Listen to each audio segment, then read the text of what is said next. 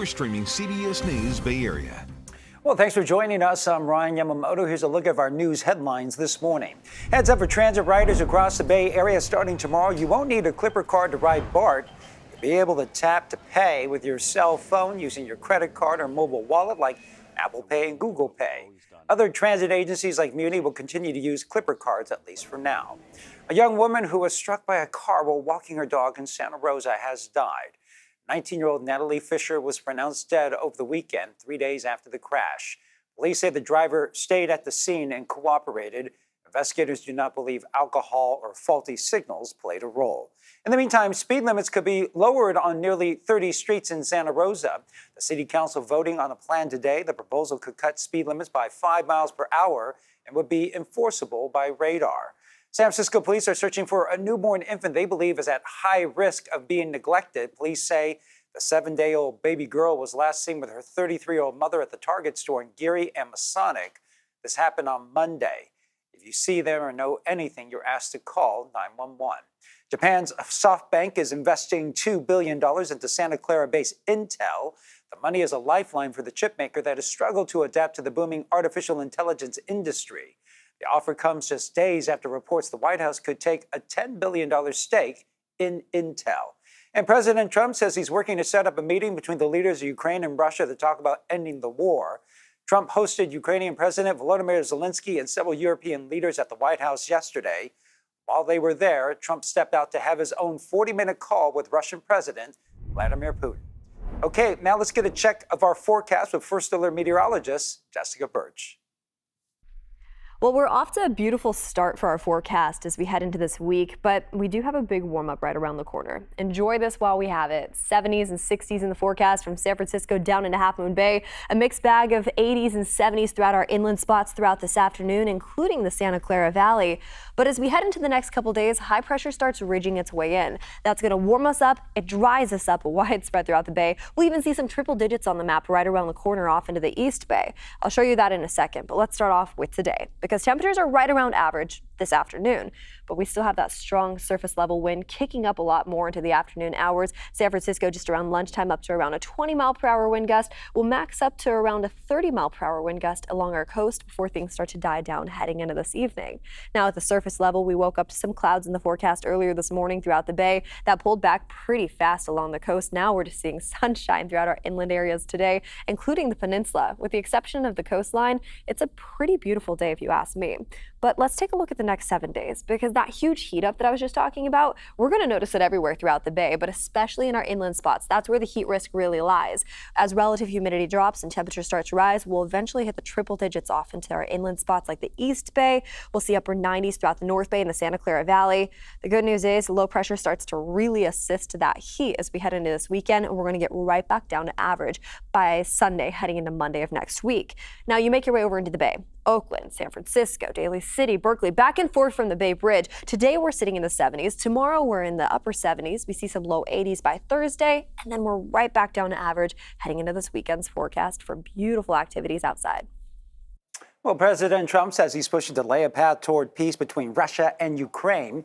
Trump hosted Ukrainian President Volodymyr Zelensky at the White House yesterday after meeting with the Russian President Vladimir Putin last week in Alaska. They say they had a productive meeting, but there's still no deal to end the war. Thank you very much for your efforts, personal efforts to stop killings and stop this war. We've had a lot of good discussions, a lot of good talks, and I think progress is being made, very substantial progress. The sit-down with Zelensky and European leaders comes 3 days after President Trump met with Russian President Vladimir Putin in Alaska. Now Trump says he's arranging a sit-down with the three leaders. John Ramos spoke with Ukrainians here in the Bay Area, closely watching those talks. All across the Bay Area, Ukrainian nationals are watching anxiously as the future of their country is negotiated behind closed doors in Washington, D.C. Will there be severe consequences? Does that change? We are viewing very closely. I mean, like every word, every gesture, everything. Natalia Gashilik is a Ukrainian national and a UC Berkeley lecturer on Slavic languages. She, like a lot of her fellow Ukrainians, are keeping a close eye on the meeting between Presidents Trump and Zelensky. We see that as very important. First of all, that's the first meeting in Washington, D.C. since the, infamous Oval meeting. The Oval meeting was the angry exchange in February between Zelensky and Trump, all while the cameras rolled. You're gambling with the lives of millions of people. You're gambling with World War III. At the time, Natalia considered that moment to be a disaster for Ukraine. It felt like, you are in a car and this car is going to, there's going to be a car wreck. So it's going to hit something very large, and it is hitting at this moment, and you are, witnessing this alive. So that was something unexpected. But this meeting feels different, especially since Zelensky has arrived with friends, the leaders of many European nations. And that's important on so many levels for Ukrainians. First of all, that shows that Ukraine is actually a part of European, security framework. It is a part of European family. The war has been going on for 3 years now, and locally, Ukrainians hit the streets in February after President Trump suggested that it was Ukraine that started the war. You should have ended it 3 years. You should have never started it. You could have made a deal. And last week, many were offended by the amount of reverence that President Trump showed Vladimir Putin at their meeting in Alaska. It was very inappropriate. A lot of aspects of this, the optics of rolling the red carpet literally for a war criminal, having U.S. servicemen kind of bow in front of Putin. Igor Markov directs a Palo Alto-based group called Nova Ukraine. He says his members are alarmed by what they're now seeing. People are on the edge. People are following the news. Also, everyone is following what is happening in Ukraine. The air alerts went on last night again. Even as the talks are happening, Russia has stepped up its attacks on Ukraine, allegedly including civilian targets.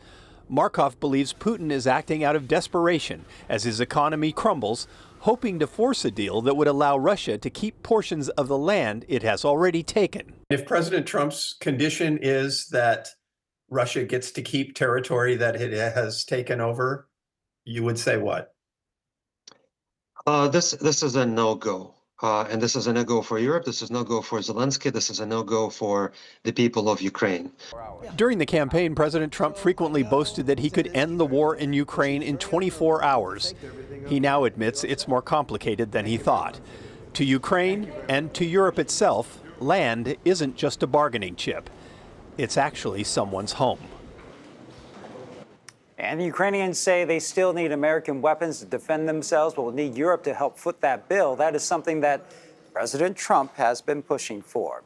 Still ahead on CBS News Bay Area, Trump ran into a jewelry store. Masked thieves use hammers to smash the cases. He used his life savings to renovate the store, and we had only opened about 6 months ago. Why the owners say they still feel grateful even after losing nearly everything. Plus, the embattled San Mateo County Sheriff fighting for her job. Why her legal team says the removal process is unfair. In the Bay Area, a new WNBA franchise is taking flight. Catch this first-in-a-lifetime inaugural season as the Golden State Valkyries play live on KPIX and Pix Plus.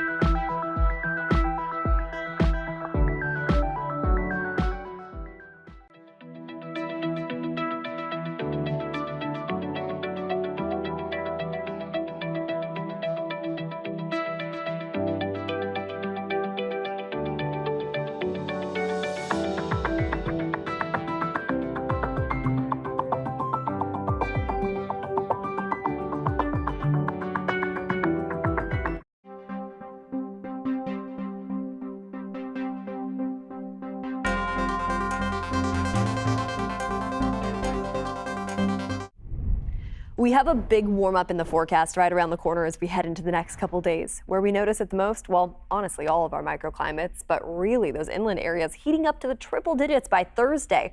It'll be a hot day for us, and now that it's back to school too, that summer heat is on in full force, but luckily it starts to cool down back into the 80s heading into this weekend throughout those inland areas. And at the same time, our microclimates along the bay are gearing up for 80s in the forecast by Thursday. Well above average for this time of year, but good news, we have 70s and cloudy skies heading into early next week.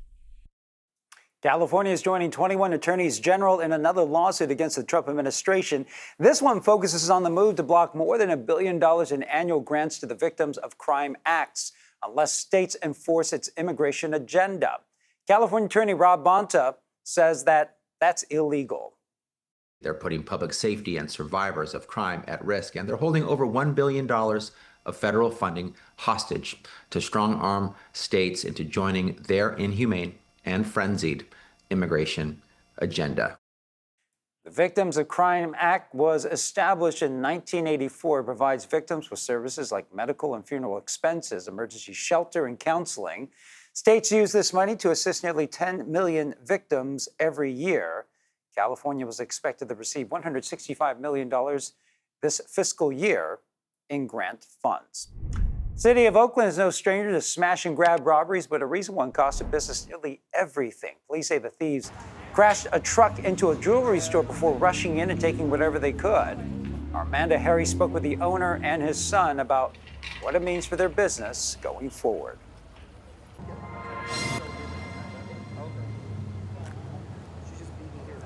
Shattered glass and bent metal are all that's left behind after a smash and grab at Kim Tin Jewelry on International Boulevard in Oakland. It's just a mess. We don't even know where to get started with fixing things. Jason Dow says his father, who owns the business, was the only one there when it happened, around 1:45 Monday afternoon.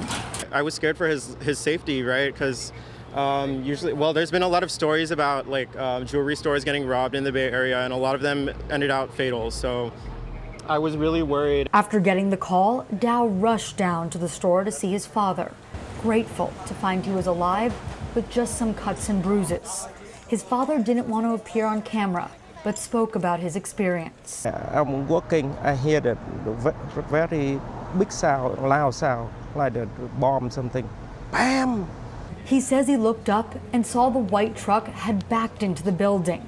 He saw about 8 men in ski masks came inside and used hammers to break open the jewelry cases. They made sure he couldn't intervene. One guy stay back, put the gun on me. I'm scared, but I know they don't want me to die. He says the suspects took all the jewelry and almost all of the money, then jumped into other vehicles and got away. The truck was left and later towed by police. Dow says the business was everything to his father. My dad, he used his life savings to renovate the store, and we had only opened about 6 months ago. So, it's really hard for our family. Dow's family already started raising money to try and rebuild. But for now, they don't have the funds to repair all the damage. So they're forced to close down. He's a good man and he's very hardworking, so it's really sad to see something happen like this in Oakland. And Oakland police said earlier this month, violent crimes, including robberies, have dropped in the first 6 months of the year. That's compared to the same period last year, but the department and Mayor Barbara Lee said their work is not done and they'll keep working with the community to address their concerns. Deputies in San Francisco chased a man through the Soma neighborhood who appeared armed with a knife. This happened yesterday, and they say pepper spray and other tools did not stop him. That's when Sheriff Paul Miyamoto stepped in with a taser, helping bring down the man. Reed Cowan spoke with him today in our morning edition about using non-lethal force.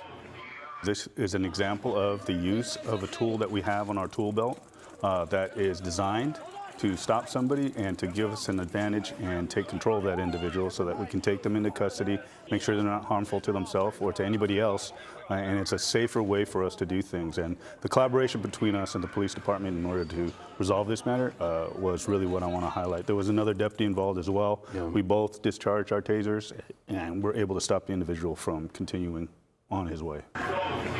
Deputies arrested the man who turned out to be carrying a pair of scissors without handles. Embattled San Mateo County Sheriff Christina Corpus is back on the stand today to fight for her job. It is the second day of a public hearing in Redwood City on whether she should be removed from office. Lauren Toms was in court on Monday, where Corpus answered questions about allegations over conflict of interest and retaliation.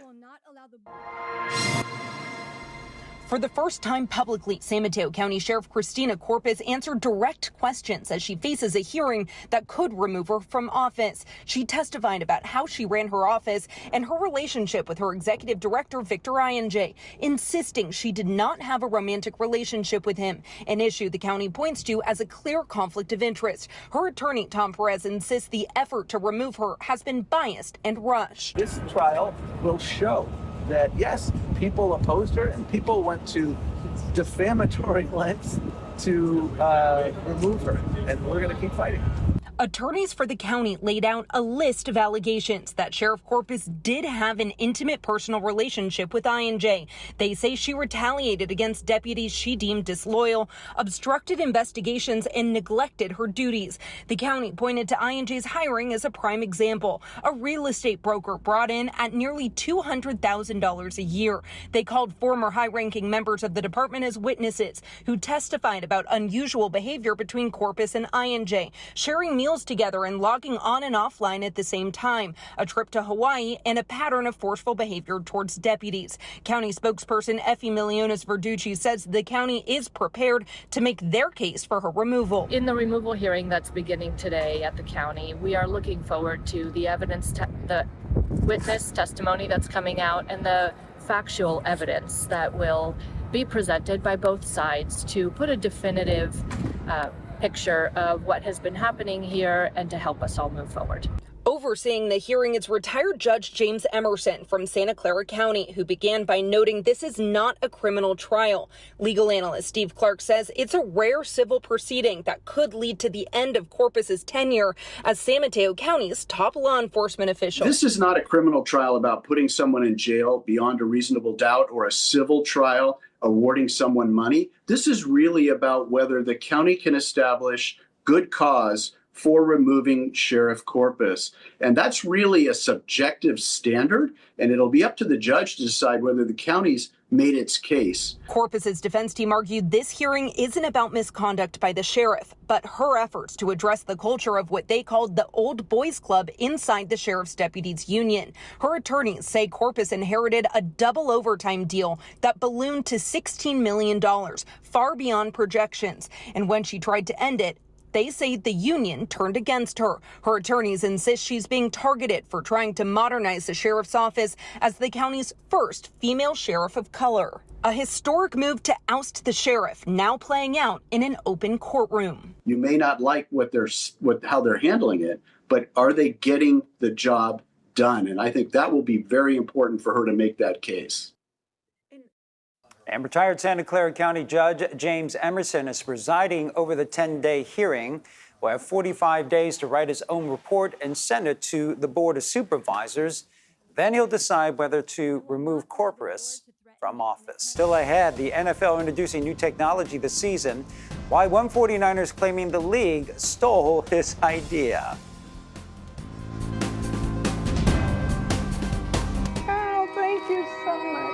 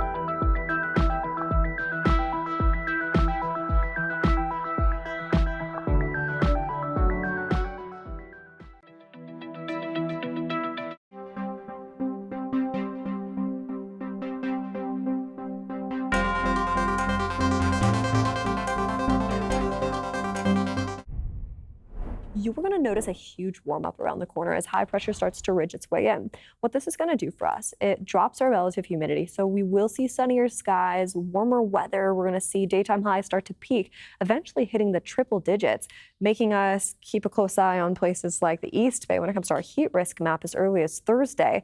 And that's also the case throughout some of the North Bay valleys too. Napa, Sonoma, stretched all the way down into the Santa Clara Valley. We're in that moderate heat risk as we head into our Thursday forecast. So I want to show you the numbers starting off in those inland areas because it's places like the East Bay and the North Bay that I'm a little concerned about when it comes to this extreme heat coming in fast and then moving out fast too. Look at this. I mean, we jump from the 80s to the 90s by tomorrow, triple digits Thursday, back into the 80s heading into this weekend's forecast. And it looks pretty similar along the bay too, just of course a lot cooler as we head into the next couple days. Today we're in the 70s. Tomorrow we're in the upper 70s. We hit the 80s by Thursday with sunny skies, which will feel super nice and very beautiful, but of course well above average for this time of year. Police in Campbell are testing out a controversial new tool. It's called Draft One.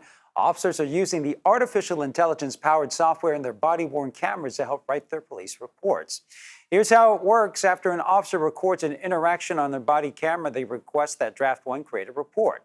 The tool uses a transcript from the body camera footage to create the draft, which begins to appear within seconds of the request. The goal is to make the process faster and easier, but critics worry that the technology could create more opportunities for the abuse of power and reduce transparency.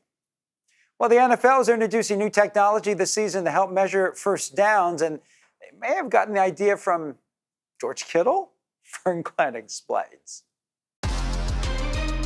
This is the Audi Red and Gold Report. The 49ers host the Chargers this Saturday in their preseason finale. Not just a chance to get a final look at the players before the roster cutdowns, but also an opportunity to continue to get used to the league's new rules. And that includes the NFL's Hawkeye technology to help determine first downs. Part of the tech is having a microchip in the ball, something 49ers tight end and former Iowa Hawkeye George Kittle said was an idea of his over a decade ago as an undergrad.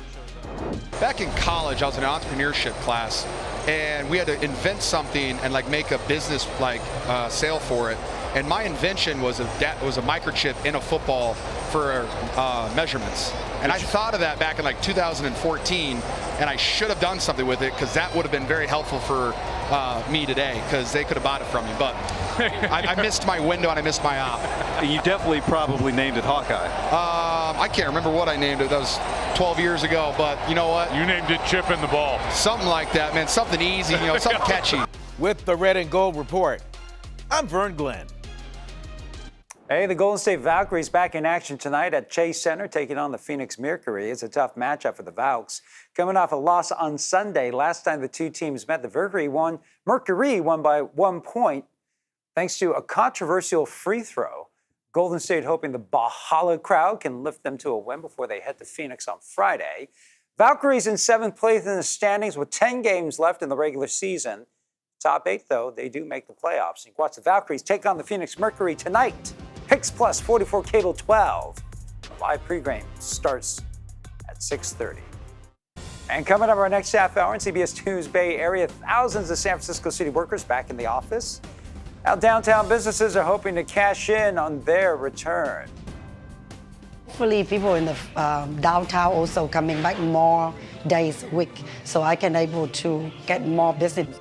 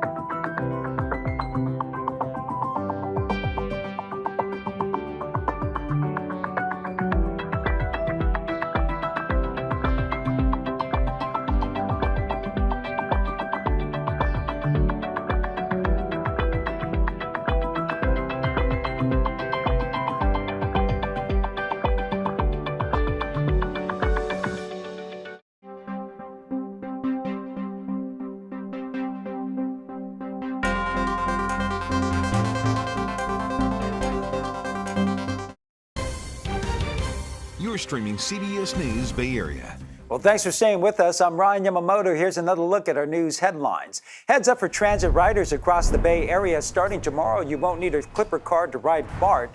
You'll be able to tap to pay with your cell phone using your credit card or mobile wallet like Apple Pay and Google Pay. Other transit agencies like Muni, they will continue to use Clipper cards for now. A young woman who was struck by a car while walking her dog in Santa Rosa has died. 19-year-old Natalie Fisher was pronounced dead over the weekend, 3 days after the crash. Police say the driver stayed at the scene and is cooperating. Investigators do not believe speed, alcohol, or faulty signals played a role. Japan's SoftBank is investing $2 billion into Santa Clara-based Intel. The money is a lifeline for the chipmaker that has struggled to adapt to the booming artificial intelligence industry. The offer comes just days after reports the White House could take a $10 billion stake in Intel. And after a colder than average summer, the city has been seeing some much nicer temperatures. Let's get another check of our forecast with First Alert meteorologist Jessica Burch to talk about another warm-up this week. Well, we're off to a beautiful start for our forecast as we head into this week, but we do have a big warm-up right around the corner. Enjoy this while we have it. 70s and 60s in the forecast from San Francisco down into Half Moon Bay. A mixed bag of 80s and 70s throughout our inland spots throughout this afternoon, including the Santa Clara Valley. But as we head into the next couple days, high pressure starts ridging its way in. That's going to warm us up. It dries us up widespread throughout the bay. We'll even see some triple digits on the map right around the corner off into the East Bay. I'll show you that in a second, but let's start off with today because temperatures are right around average this afternoon. But we still have that strong surface level wind kicking up a lot more into the afternoon hours. San Francisco just around lunchtime up to around a 20-mile-per-hour wind gust. Will max up to around a 30-mile-per-hour wind gust along our coast before things start to die down heading into this evening. Now at the surface level, we woke up to some clouds in the forecast earlier this morning throughout the bay. That pulled back pretty fast along the coast. Now we're just seeing sunshine throughout our inland areas today, including the peninsula. With the exception of the coastline, it's a pretty beautiful day if you ask me. But let's take a look at the next 7 days because that huge heat up that I was just talking about, we're going to notice it everywhere throughout the bay, but especially in our inland spots. That's where the heat risk really lies. As relative humidity drops and temperature starts to rise, we'll eventually hit the triple digits off into our inland spots like the East Bay. We'll see upper 90s throughout the North Bay and the Santa Clara Valley. The good news is low pressure starts to really assist to that heat as we head into this weekend, and we're going to get right back down to average by Sunday heading into Monday of next week. Now you make your way over into the bay. Oakland, San Francisco, Daly City, Berkeley, back and forth from the Bay Bridge. Today we're sitting in the 70s. Tomorrow we're in the upper 70s. We see some low 80s by Thursday, and then we're right back down to average heading into this weekend's forecast for beautiful activities outside. Well, California lawmakers are in a crunch time this week. A Thursday deadline looms as Democrats push a controversial redistricting plan aimed at reshaping congressional maps ahead of the 2026 election. They are doing this to counter efforts by Texas Republicans to redraw their own congressional maps to pick up 5 seats in Congress. California's Proposition 50 would allow lawmakers to temporarily bypass the state's independent redistricting commission and put newly redrawn congressional maps on the November ballot. If voters approve Prop 50, this would be the result. 5 districts seen in the light blue could potentially flip from Republican to Democrat. One big change, Santa Rosa could shift into a longtime GOP strongholds, Chico and Paradise. Steve Large spoke to a man who helped redraw the lines about what was taken into consideration. These redrawn districts that we're putting before our voters are a temporary response to Trump's power grab. Assembly Speaker Robert Rivas laying out new Democratic legislation to formally send these California redrawn congressional district maps to voters. So I think it is pretty damn simple. California will move if Texas moves. The effort by California Democrats to nullify Texas redistricting maps is now being fast-tracked. It needs to be passed by Thursday to land on the November statewide ballot. Trump and Texas Republicans are responsible for all of this. We are only here because of them. Let's not replace it with this joke. California Republicans are firing back, accusing the governor and Democrats of rigging the next round of congressional elections. You can run, but you cannot hide, and we are not backing down from this fight. You are disenfranchising Californians, and we are tired of democracy dying here. We have got to recognize The face-off comes as Governor Newsom leads Democrats across the country campaigning against President Trump in the midterms. There are more districts that aren't touched in this process than there are those that are changed. Democratic redistricting expert Paul Mitchell worked on the team redrawing the California maps. He says they included data on which Californians voted for Kamala Harris in the last presidential race. Well, I think we were definitely looking at Kamala Harris numbers and other metrics like registration and multiple past elections kind of in their totality. California's redistricting race. It's now a sprint to get these maps on a statewide ballot. In the meantime, Texas House Democrats returned to the Capitol on Monday after leaving a 2-week walkout in an effort to stall a Republican-led effort to redraw voting district lines. President Trump has directed Texas Republicans to vote by the end of this month. Texas lawmakers are scheduled to reconvene on Wednesday. Meanwhile, President Trump said on Monday that he wants to get rid of mail-in voting ahead of the 2026 midterm elections. And we, as a Republican Party, are going to do everything possible that we get rid of mail-in ballots. We're going to start with an executive order that's being written right now by the best lawyers in the country to end mail-in ballots because they're corrupt. The president also said he wants to get rid of voting machines, suggested going back to paper ballots. California is one of 8 states that allow all elections to be counted or to be conducted, should I say, by mail. Several other states allow it, but in a more limited capacity. Our legal expert says the president's plan could be problematic because the Constitution clearly states that it's states, not the president, who get to determine rules around elections.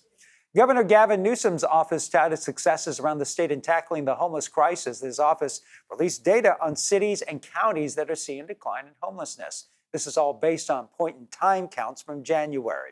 Contra Costa County saw a decrease of 25.5% over last year. Sonoma County saw a 23% drop.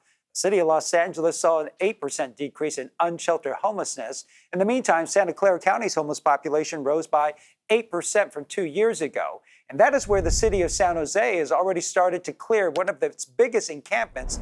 That, of course, is at Columbus Park. The park is just south of San Jose Mineta International Airport.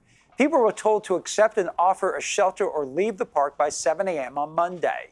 The mayor says 400 shelter beds are available. More are on the way. And the city also has an RV buyback program offering $2,000 for each vehicle. But one family says they want to keep their RV.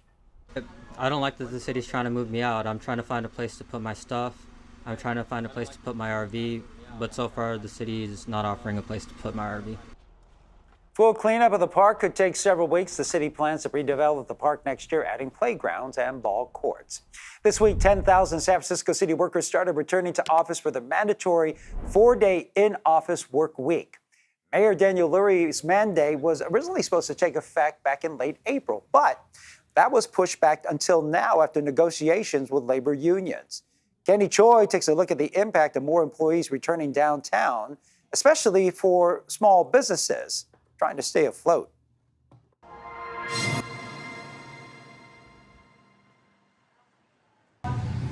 Every day at 4 a.m. for the past 19 years, Jason Wu shows up to this kitchen to make donuts and croissants. About dollar by dollar to send them to school. There's relentless pressure to sell enough each day to provide for his children. Plus, I got three little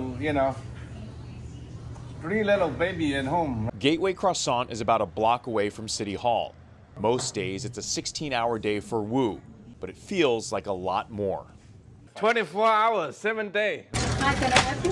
Wu's wife, Quinn Nguyen, noticed an uptick in business when state employees were required to work 4 days per week at the office starting in July. But it's the return of even more workers from the private and public sectors they're hoping and still waiting for. They come and they get the donut, also the coffee for meeting, birthday, or for their office, for just sometimes just because Friday. Those regular office meetings are when boxes of coffee can be sold rather than a single cup at a time or one donut per transaction. Lurie has argued the new policy will enhance government efficiency and boost foot traffic around Civic Center. According to Placer.ai, which tracks foot traffic trends, office visits in July were down 34.2% compared to July 2019. But the city also saw a 21.6 year-over-year increase in office foot traffic last month. Julian Vogel teaches finance at San Jose State. San Francisco is still lagging behind other cities in terms of absolute percentage of people in the office. The new 4-day mandate will apply to an estimated 10,000 workers in non-essential roles like accounting, human resources, and legal services.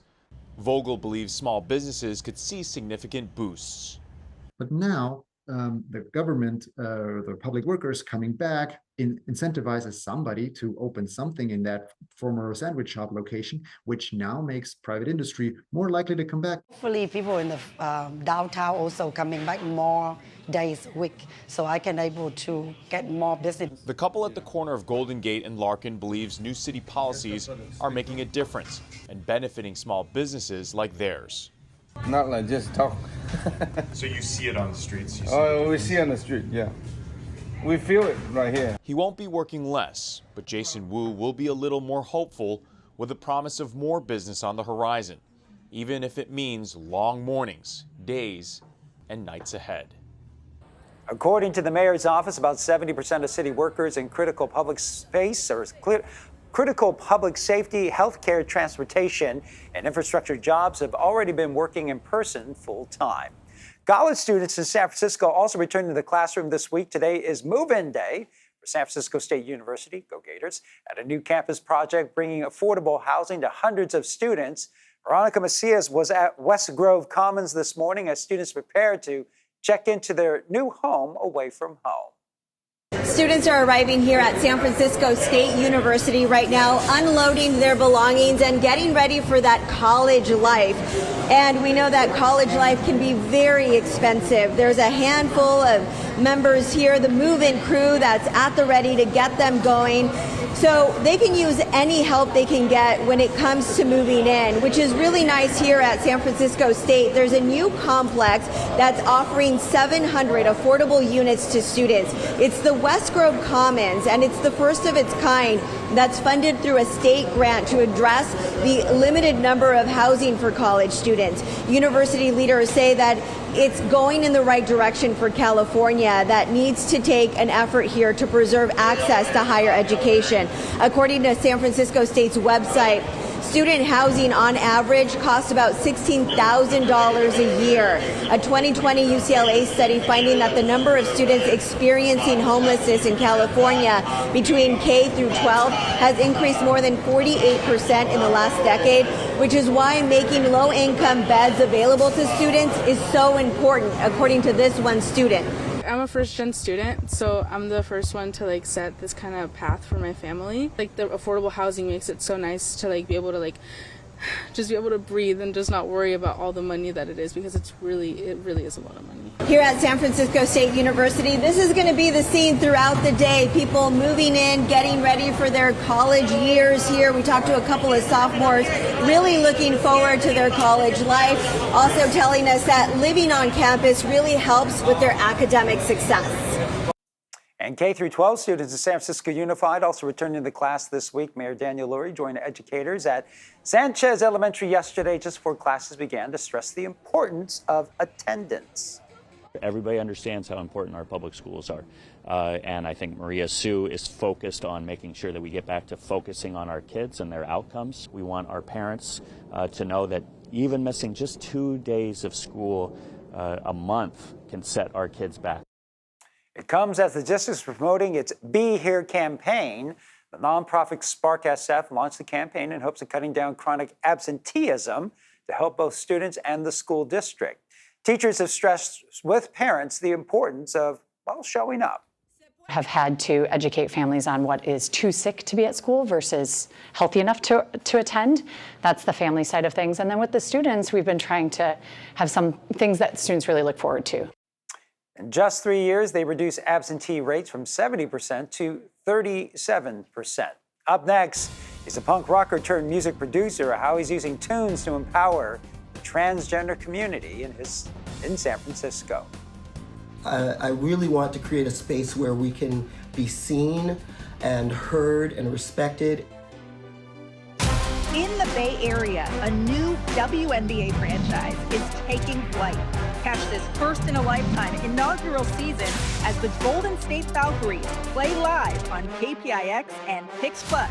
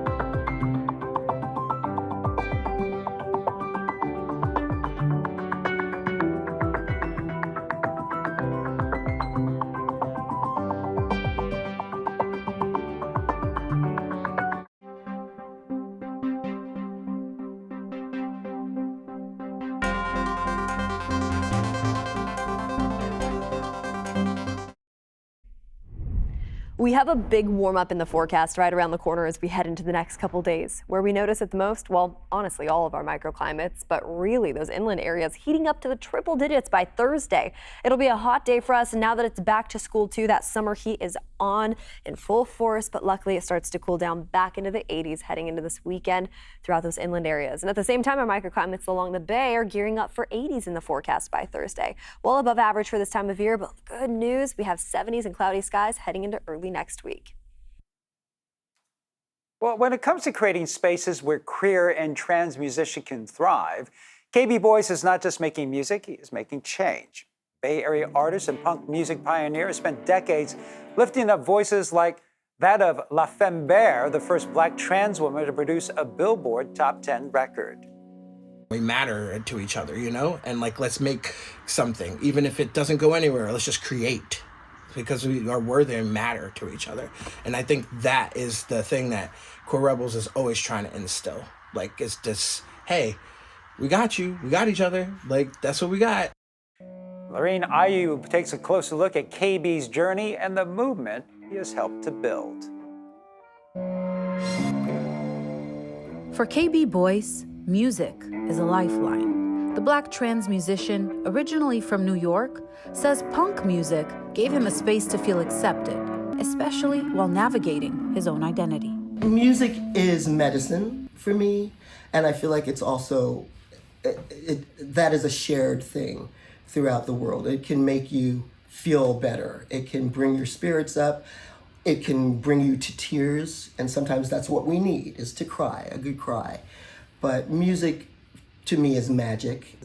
A teenage punk trailblazer fronting the late 70s, early 80s band Nasty Facts, KB has always had a heart for empowering artists.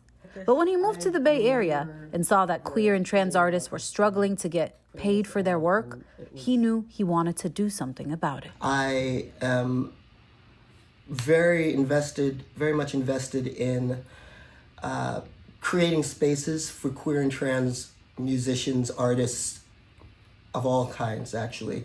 I really want to create a space where we can be seen and heard and respected and preferably paid for the art that we create. And that's what inspired KB to create Queer Rebel Productions, offering a platform not just for expression, but connection and protection. We all need to be respected and paid for the work that we put into our art. And we put a lot of heart and sweat and tears into it.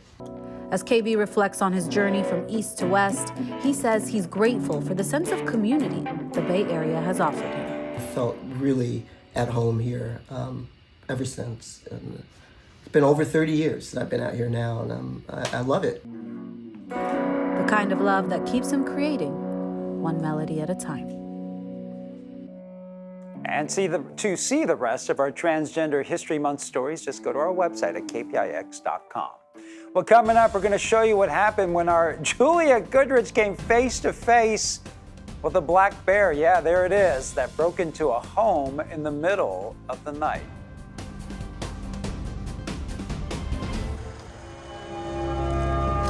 Hi, good morning.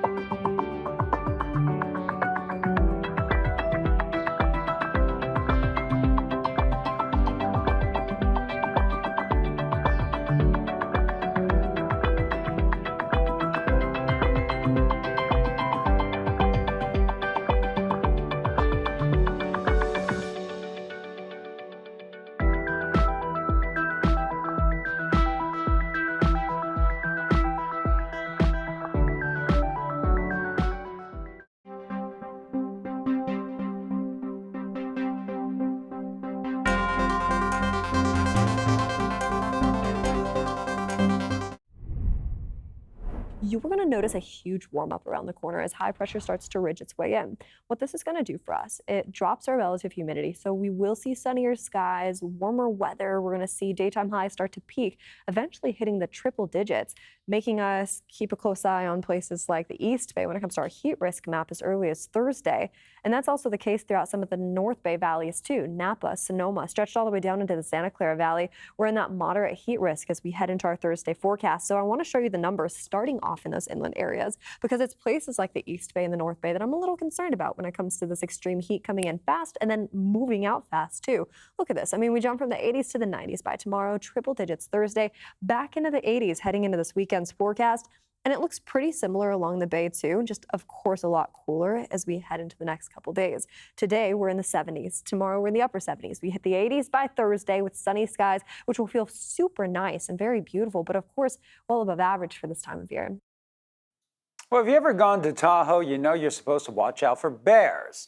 They're notorious for breaking into homes, and our very own Julia Goodrich found out firsthand after a bear joined her family on the North Shore, well, in the middle of the night. You know how you hear something in the middle of the night, you think it's coming from the kitchen? Nope, this was from the entryway. A big black bear. Shut the door.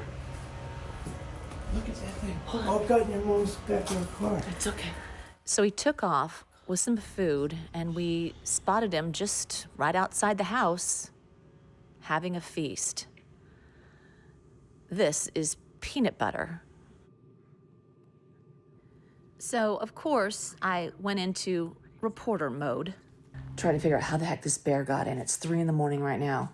So the only explanation is that someone did not double bolt this door, or even lock it for that matter. I think it was open, and he was able to push it through. Must have smelled the food and then had a feast. Look at this. Reese's, a pie, an entire pie, grabbed one of these bags and scooted out the door when it heard us and saw us. Oh, look at that face. Oh my God. Yes, wildlife experts say all the time, watch out for bears. Don't leave food in your car.